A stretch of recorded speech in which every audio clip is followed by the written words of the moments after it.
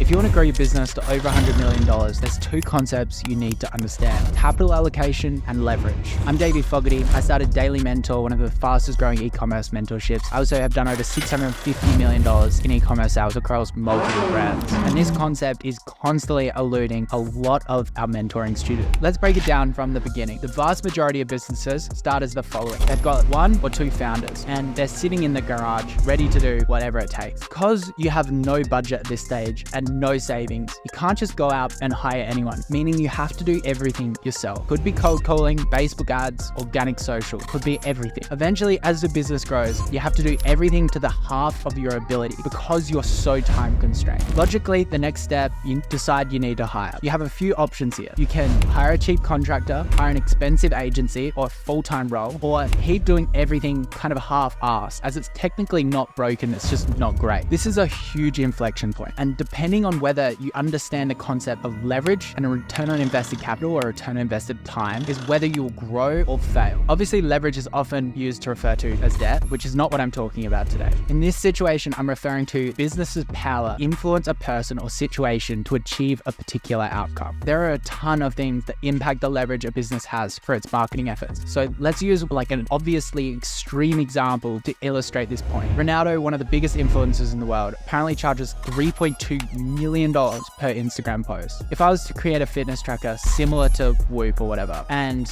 it cost me $90 to get it to the customer all inclusive, and I sold it for $200, meaning I make $110 profit, I would need to sell over 29,000 watches just for that post to break even. For anyone that's done influencer marketing, they know that the chances of this happening on a fresh new brand that's just started is absolutely zero. However, a brand like Whoop or Nike, they can actually afford this because of the leverage their business has. So what creates leverage? It's affected by a few things. First is its brand awareness, its affinity with its customer. The second is its unit economics. Third, its repeat purchase rate. And fourth is its entire marketing funnel. Even if Ronaldo doesn't convert enough to break even on that post directly on Instagram, brands like Nike or Whoop, they have so many other supporting factors that allow the campaign to eventually convert profitably. People will go follow the brand's Instagram, people will go check out the brand's store, and they'll also see a bunch of new products there. People will even notice other elite athletes wearing the brand and product. So what does this all have to do with you as a small or medium-sized business? The first point is you need to understand the underlying return on investment that each marketing effort is giving you so that you can decide is whether it's worth it or not. A common mistake here I see is organic social media. The founder is initially doing one reel a day, they're just carving out a little bit of time and they're getting a decent amount of reviews. Then they stop on a certain month because they need to focus on creating ads or they need to hire something for something completely unrelated. If the founder took time to actually understand the value creation, the return on investment that that channel was actually providing, rather than just allowing it to stop completely, you might hire a creator to take it off your hands. Alternatively, you might just completely stop this channel and never go back to it until your brand's leverage is high enough because you know it's not worth it. People just assume organic social media is worth it, even if you've got a brand doing over $500,000 revenue a year. Often it's not, unless it's going viral. You need to find a way to measure the effectiveness of everything you do, then 10x it through employees. Let's take another example: website conversion rate optimization. Initially, when you're doing a few sales here and there, small website changes like changing the color of a button, they're just not going to move the needle. At that stage, you're better off doing massive changes like big new landing pages or offers. But suddenly when you have well over 100,000 website visits a month, suddenly you have the leverage to invest in like a CRO agency or even a funnel manager. Your existing pages have enough traffic that hiring a role is suddenly worth it, and they can start making some of these small changes as well. This relationship between investing more into each channel is just constantly fluctuating throughout your business growth. If your product and brand is just becoming better and better, just compounding, chances are you should be investing more and more into the quality of your teams and content. It allows you to spend a lot of money on thought leaders and C-level staff that would not have been profitable in the early stage because there's more team members underneath that can benefit from this wisdom. This is often why you can't just keep hiring $10 an hour freelancers if you want to push past these limits. If today was interesting to you and you've got an e-commerce brand, check out Daily Mentor. Don't forget to like and subscribe.